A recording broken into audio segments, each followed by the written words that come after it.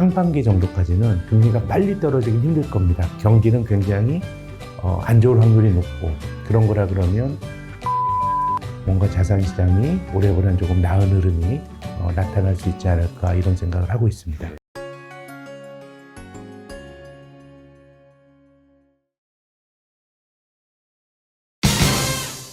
안녕하세요. 매경 자이언트TV의 안마송 기자입니다.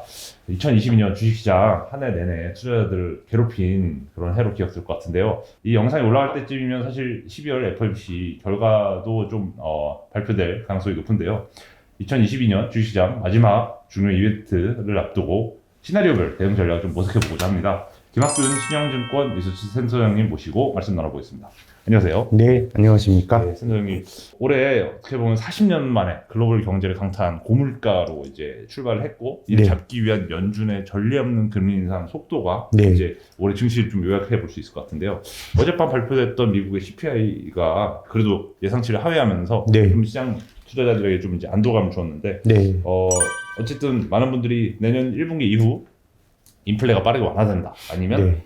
내년 말까지도 상당히 높은 수준의, 아니면 5에서 6% 정도의 인플레가 유지될 수도 있다. 네. 뭐 이런 말씀을 주신 분들도 있어가지고, 네. 어떤 시나리오가 좀 가능성이 높다고 보시나요? 내년 말까지 5%, 6%는 제 생각에는 그렇게 높진 않을 것 같습니다. 예, 예. 다만 이제 내년도 물가를 바라볼 때 좀 이제 관전 포인트는, 어쨌든 미국의 물가 상승률은 지난 6월 달에 9.1%를 고점으로 해서 소비자 물가지수 상승률이 둔화되고 있는데요.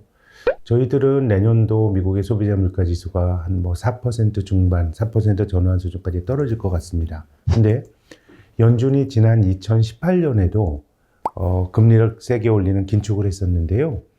그 당시에 미국의 소비자 물가 지수의 고점이 2.9%였습니다. 지금 한 7%대 물가로 보면 2.9% 물가는 굉장히 얌전한 수준인데, 근데 그때도 정말 인플레가 오는 거 아니냐 때문에 금리를 많이 올렸거든요. 어떤 말씀을 드리고 싶냐 하면, 물가 상승률이 둔화가 된다고 하더라도 중앙은행가들이 이상적으로 생각하는 물가 상승률 수준이 한 2% 정도 레벨 아닙니까? 네. 그럼 내년에는 물가 상승률이 어떤 시나리오로 둔화가 된다고 하더라도 중앙은행가들이 보는 적정 물가보다는 굉장히 높은 수준으로 유지가 될 가능성이 높기 때문에 금리 인상은 제 생각에는 내년 1분기 정도가 되면 한국이나 미국이나 금리 인상이 멈춰질 것 같은데, 금리를 낮추거나 뭔가 이러기에는 조금 힘든 그런 상황이 내년까지 이어지지 않을까 생각을 합니다. 그럼 이제 내년 말씀해 주신 걸 요약하자면, 내년에 네. 4% 중반대 정도의 이제 물가로 안착은 예상하지만, 그것도 여전히 연준의 목표 물가인 2% 수준에 비하면 높은 수준이기 때문에 네. 상당 부분 높은 금리를 좀 길게 유지할 수 있다, 이렇게 말씀을 이제 그렇습니다. 주신 걸로 정리할 수 있겠네요. 네, 네. 12월 FOMC 자체에서는 이제 시장은 이미 50 베이시스 포인트의 네, 인상을 네. 이제 기정사실화 하고 있는데, 결과적으로 내년에 금리 인상 가이던스, 그리고 금리의 절대적인 높은 수준을 얼마나 길게 유지할 것인가가 시장에 좀 관심사지 않겠습니까? 이제 그러다 보니까 이제 패드워치를 제가 좀 참고를 해보니까, 내년 3월 FOMC에서 그 기준금리 목표를 4.75에서 5%까지 가져가고, 이 상태로 한 6개월 정도, 5개월 정도 이제 유지를 한 다음에 내년 11월부터 일단은 점진적으로 이제 금리 인하를 좀 기대하는 걸로 지금 예상이 나와 있습니다. 그래서 내년 이제 12월 FOMC도 마찬가지로 포함해서 이제 내년 증시와 금리에 대한 좀 전망 말씀 부탁드립니다. 일단 시장의 기대는 내년 중에 금리 인하인데, 이건 굉장히 복잡한 함수일 거라고 봅니다. 그때까지 경제 상황, 인플레 정도 이런 걸 보면, 사실 우리가 올해 연말에 연준의 금리 수준 혹은 내년 3월 말의 금리 수준도 아주 가변적으로 바뀌지 않았습니까? FOMC가 열릴 때마다. 그렇기 때문에 내년도의 금리 인하에 대한 기대도 제 생각에는 그것 자체가 뭔가 확고한 어떤 근거가 있는 전망이라기보다 매우 유동적인 전망치라고 봐야 될 것 같고요. 그래서 저는 연방준비제도와 시장 간의 밀당이, 어쨌든 물가 상승률이 둔화가 되고 있는 것은 좋은 소식입니다. 어쨌든 인플레를 잡으려고 계속 금리를 공격적으로 올렸는데, 근데 이제 중앙은행가들 입장에서는 이러다가 다시 인플레 기대 심리가 높아지지 않을까라는 걱정이 있는 거거든요. 그래서 우리가 아직 이제 12월 FOMC 결과를 못 보고 하루 전날 지금 녹화를 하는 건데, 어쨌든 시장의 기대는 금리 인상의 속도를 조정해줘야 될 명분은 생긴 것 같고요. 근데 이제 얼마나 길게 금리를 올릴 거냐, 혹은 금리의 적정 수준이 얼마나 높이 올릴 거냐, 뭐 이런 부분을 가지고 또 이제 연준이 시장과 밀당을 할 것 같거든요. 그래서 제 생각에는 내년도 하반기와 관련된 거는 지금 전망으로서는 큰 의미가 없다고 봐요. 그래서 지금은 굉장히 그때그때 FOMC를 보면서 조금 이제 연준 자체도 그들이 말하는 것처럼 데이터 디펜던트하게 매우 유동적으로 가게 될 것 같고요. 근데 이제 뭐 투자의 관점에서 말씀을 드리면 어쨌든 연준이 금리를 올리는 걸 멈춘다라고 하는 건 되게 기본적으로 이제 좋은 소식입니다. 근데 지금 금리의 절대 레벨이 좀 많이 높은 것 같습니다. 그러니까 어느 정도 금리가 적당하냐, 이거는 뭐 정답이 있는 건 아닌데요. 주식 투자하시는 분들이 한번 참고하실 만한 말씀을 좀 조언을 드리자면, 지난 20세기는 주식 투자자에게 정말 좋은 시기였습니다. 주가도 많이 오르고요. 주식은 바이앤홀드해서 장기 투자하면 돈을 벌 수 있고, 이런 믿음이 있었던 시기였는데 20세기가 시작되기 전 1899년 말에 미국을 대표하는 다우 지수가 한 65포인트 했습니다. 그게 100년 지나서 1999년도 말에는 이게 11,400포인트 때까지 올라갔거든요. 이게 100년 동안 17,000% 올랐습니다. 근데 100년 동안 17,000% 오르려 그러면 연율로 한 5.3% 오르면 그런 그야말로 장기 투자 대박이 나오는 거거든요. 그런 거라 그러면 지금은 금리의 절대 레벨 자체가 미국이 금리 인상을 멈춘다고 하더라도 상당히 좀 높은 수준에서 유지가 되어 있는, 굉장히 이제 자산 시장을 압박할 수 있는 긴축 지향적 금리이기 때문에 뭐 둘 중에 하나죠. 그럼 내년도에는 높은 금리를 감내할 수 있을 정도로 경기가 굉장히 좋든가 기업이익이 늘어나든가 그런 건데, 뭐 올해 이렇게 금리를 올리게 되면은 약간의 시차 효과는 존재하거든요. 그러니까 경기가 나쁜 거는 올해는 2022년에는 글로벌 전체적으로 뭐 한국 경제 놓고 보면 경기가 나쁘지 않았어요. 상반기까지는 좋았고, 지금 우리가 9월, 10월부터 지표가 이제 경기 침체로 가는 그런 징후들이 나오는데 올해 전체적으로 보면은 나쁘진 않았거든요.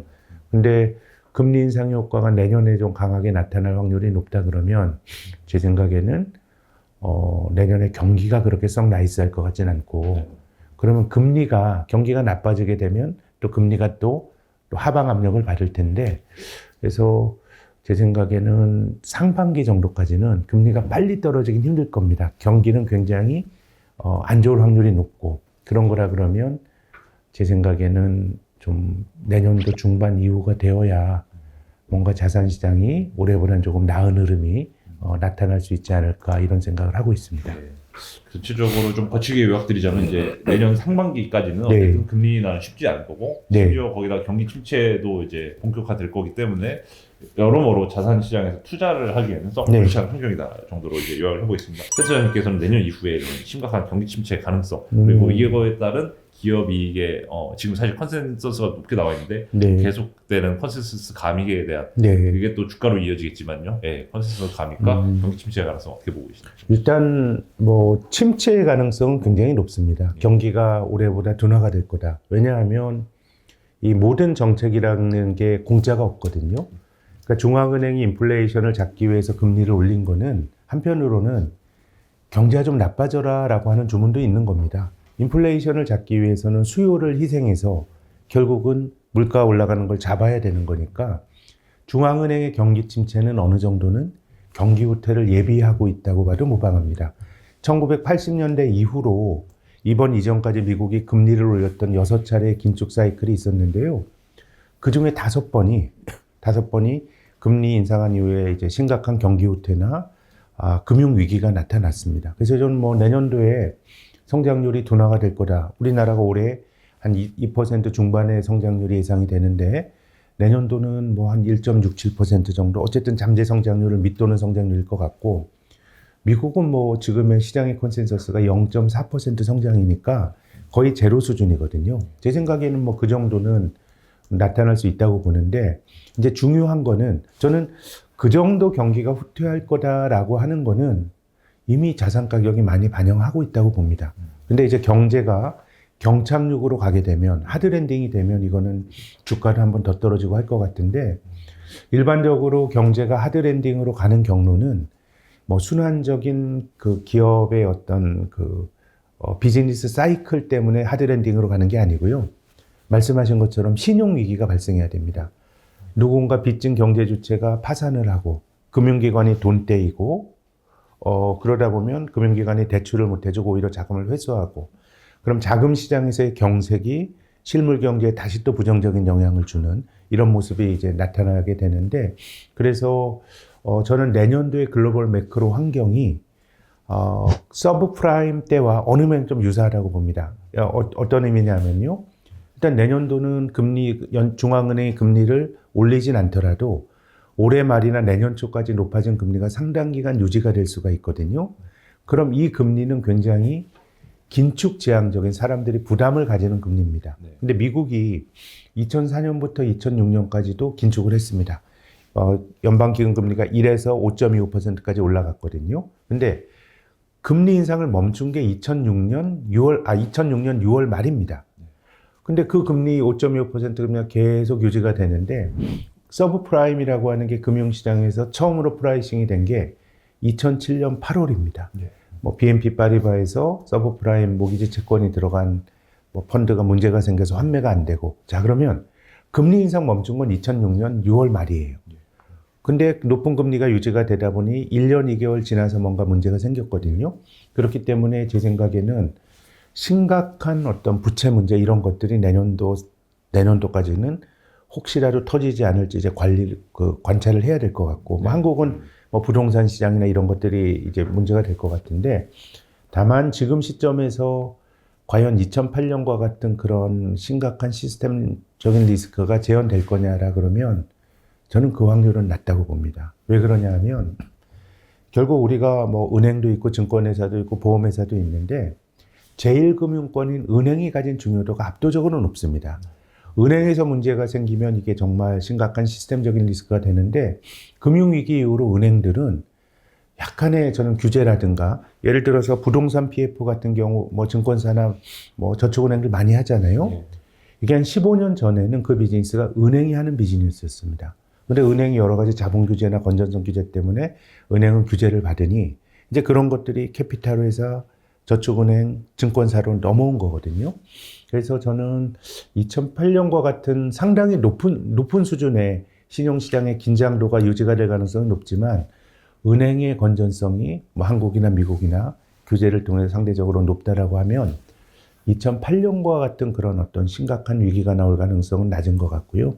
그래서 저는 내년도는 침체는 침체일 텐데, 주가도 올해 뭐 한국의 주가의 경우는 뭐 그 고점 대비해서 그 작년 7월에 3,300 고점 대비해서 뭐 30% 정도 이미 시장이 밀려 있기 때문에 내년에 경기가 나쁘다라고 하는 거는 이미 주가가 반영돼 있는 것 같고, 이제 저의 전망이 틀릴 리스크는 이 심각한 시스템적인 리스크가 안 나타날 거라고 봤는데, 근데 이게 만약에 저의 예상과는 그런 일이 벌어지게 되면 한번 주가가 한번 더 내려갈 수 있는데, 그 확률은 좀 낮을 것 같고요. 내년도 매크로 관점에서 시장이 생각보다 좋을 수 있는 시나리오는 중국 같습니다. 내년도에 많은 나라의 경제 성장률이 둔화가 되거든요. 거의 대부분의. 근데 유일하게 성장률 전망치가 개선이 되는 게 중국입니다. 근데 뭐 중국이 뭐 구조적으로 경제가 좋고 이런 건 전혀 아니고요. 어쨌든 지금 그 코로나 봉쇄가 완화되고 있지만, 어쨌든 코로나 발병 이후로 중국은 경제 봉쇄를 해왔습니다. 근데 경제 봉쇄가 풀리게 되면 내년도가 그래도 올해보다 성장률이 높아지지 않을까라고 하는 건 굉장히 합리적인 예측이죠. 그런 거라 그러면 중국 경제가 얼마나 좀 정상화되느냐, 이런 것들은 내년도 글로벌 경제에 혹은 주가에 좀 이제 위쪽으로 주가를 좀 끌어올릴 수 있는 하나의 가능성이고요. 주가가 지금 레벨에서 더 떨어지는 거는 이제 뭐 한국이나 미국 같은 데서 심각한 시스템적인 리스크, 대규모 파산 이런 게 나타나면 주가가 좀 떨어지는 잠재적인 위험 요인이라고 봅니다. 뭐 미국 같은 경우는 과거 서브프라임 모기지 네. 사태가 그랬듯이 한국 같은 경우도 사실 가계부채 네. 위험도가 계속 높다고 지적을 받고 있고 네. 부동산 시장 실제로 뭐 최근에 부동산 PF 국내 말씀하신 증권사라든지 캐피탈 아니면 저축은행에서 특히 부동산 PF 투자 비중이 높은 곳은 네. 약간 좀 유동성, 돈맥 경화 형상까지 네. 계속 지적이 되고 있지 않습니까? 이런 상황에서 많은 시장 투자자들의 관심 결국 주식시장의 내년 향방을 보기 위해서라도 앞으로의 내년도 부동산 시장이 어떻게 될지 좀 봐야 될 것 같은데 신용증권에서 보시는 내년 국내 부동산 경기 전망은 좀 어떻게 보시나요? 저희가 뭐 부동산을 따로 깊이 있게 분석하지는 않는데요. 아까 말씀드린 것처럼 어쨌든 레버리지를 일으켜서 해야 될 비즈니스인데 뭐 집값이 떨어지게 되면 여러 가지 그 자체가 또 경제적인 그 큰 비용을 치러야 되니까 규제 완화를 하겠죠. 근데 그것이 대출 규제 완화 이런 것들이 굉장히 강력한 방법 중에 하나인데 지금은 대출 규제를 완화하더라도 금리의 절대 수준 자체가 높으니까요. 뭔가 대출 규제 완화라고 하는 것도 크게 효과를 보기는 좀 힘든 형국인 것 같습니다. 그렇다 그러면 뭐 내년 정도까지도 부동산 시장도 굉장히 좀 하락 압박이 뭐 있지 않을까 이런 정도에서 말씀을 드리고 싶은데요. 근데 우리가 2008년도 이후에 글로벌 금융위기 이후에 한국의 부동산 시장이 이제 하락세로 갔을 때도 그때 뭐 저축은행 이런 것들이 결국은 어려움을 겪었거든요. 근데 뭐 이제 그 금융기관들이 흔들린다라고 하는 게 국민 경제에서 뭐 쉽게 볼 일은 아닌데 아까 말씀드린 것처럼 제1금융권인 은행이 흔들리는 것과 그 상당히 규모가 작은 어떤 금융기관이 흔들리는 거는 본질적으로 좀 국민 경제에 미치는 영향은 매우 적기 때문에 제 생각에는 뭐 여러 가지 그런 노이즈들, 금융기관의 유동성과 관련된 얘기들이 내년에도 이어질 가능성이 높은데 이것이 전면적인 신용경색이나 이렇게 가지는 않을 거라는 생각이 들고요. 물론 우리가 올해 10월, 11월 이때도 뭐 레고랜드 문제도 있고 해서 거의 극단적인 신용경색 상황이 우리가 경험을 했죠. 예, 뭐 회사채 발행도 안 되고 좀 그 자금을 차입하려면 굉장히 높은 금리를 줘야 됐는데 지금 올해 경험했던 신용경색은 저는 중앙은행이 금리를 올리는 긴축 사이클에 있었기 때문에 해결이 안 됐다고 봅니다. 어쨌든 금리를 계속 올려야 돼요. 올리는 과정이라 그러면 계속해서 돈을 빌리는 입장에선 타이트한 환경이 만들어지는데 내년도의 경우에는 어쨌든 저는 한국은 금리 인상은 많이 하기 힘들 거라고 봅니다. 하느니 한 번 정도 더 하면 거의 이제 금리 인상이 종결이 된다고 보면 올해보다는 그래도 상황이 더 나빠지기보다는 올해는 금리 올린다는 건 계속 신용 상황이 타이트해진다는 거였거든요.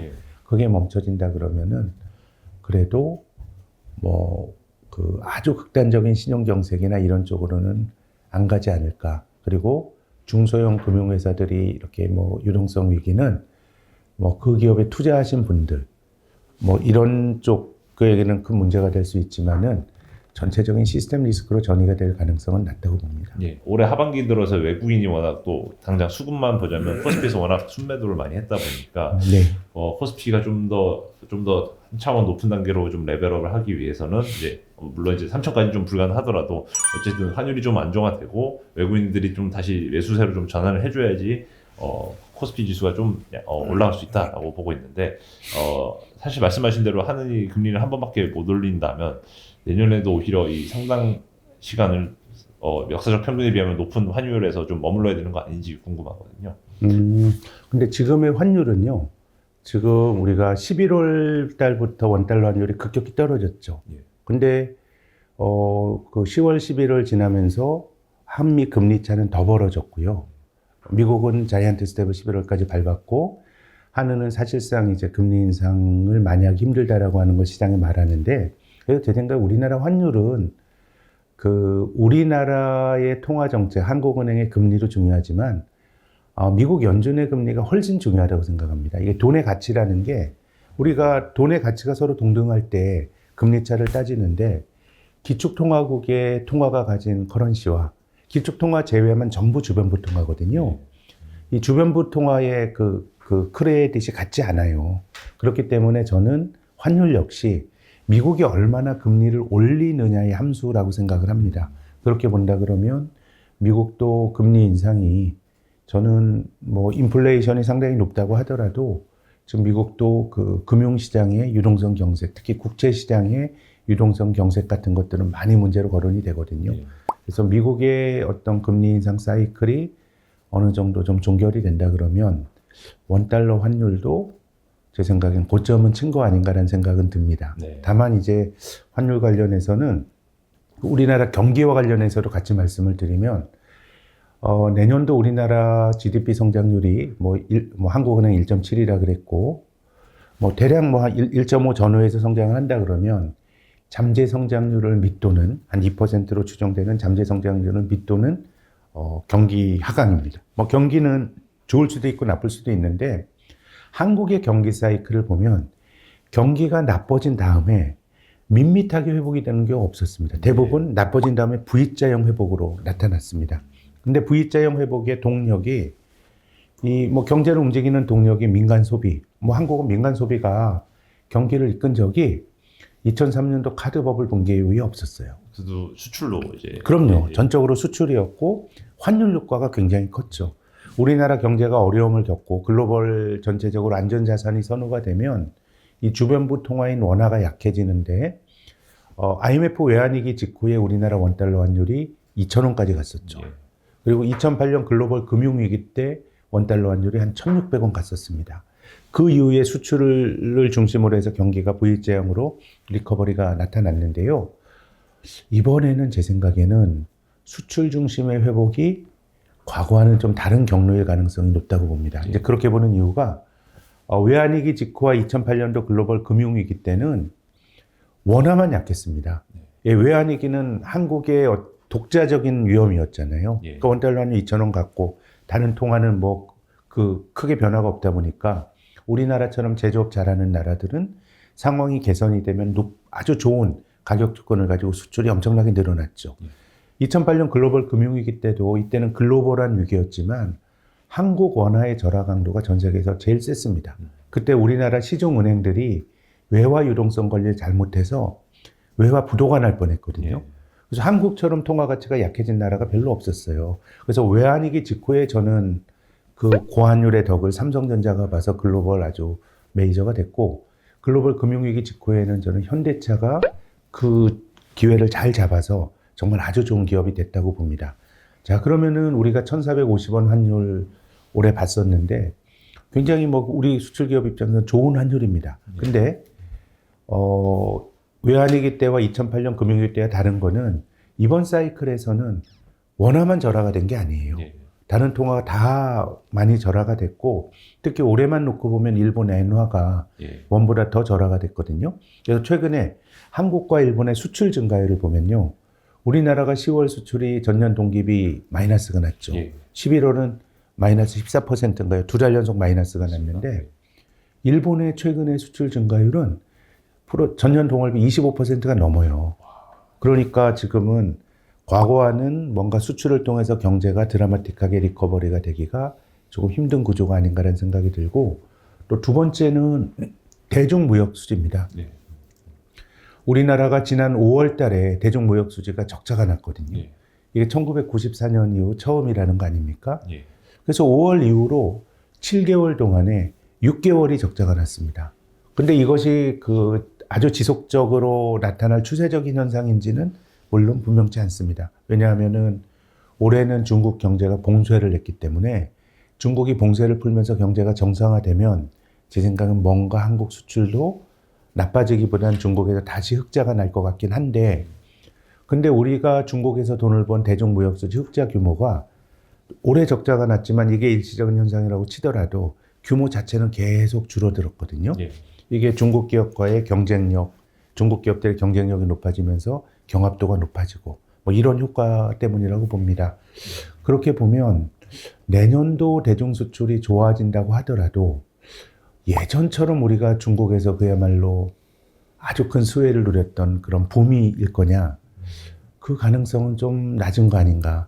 우리나라가 2000년부터 2021년까지요. 전체 무역 수지 흑자가 7,900억 달러인데 예. 중국에서 벌어들인 게 7,100억 달러입니다. 대부분 뭐 압도적으로 크니까. 그래서 전 주식 투자자의 관점에서 보면 내년도의 경기 둔화, 이거는 주가가 상당히 많이 반영하고 있다고 봅니다. 예. 근데 이후에 좋아지는 경로가 V자형 반등이라기보다는 뭔가 좀 밋밋한 반등이라 그러면 주식 역시도 뭔가 이게 싸긴 싸지만 고점이 굉장히 높아지기는 힘든 형국이 아닌가 생각이 드는데요. 우리가 지금 2022년 12월의 시점에서 2024년의 경제를 전망하는 건 사실 의미가 없어요. 그거는 너무 많은 가정이 들어가는데, 근데 OECD라고 하는 데서 전망한 게 내년도 성장 전망률을 한 1.8, 후년도 1.9. 예. 이거는 정체예요. 과거에 우리가 보지 못했던 V자형이 아니라 굉장히 완만히 올라가는 L자형. 예. 내년, 후년 다 잠재 성장률을 밑돈다는 전망입니다. 네. 물론 이제 후년의 수치가 지금 전망치로서 의미가 있는 건 아니지만 네. 수출이나 이런 것들을 생각한다 그러면 뭔가 바닥이지만 올라가는 힘도 굉장히 약할 수도 있다고 봅니다. 종합주가지수라고 하는 인덱스 자체는요. 예. 예.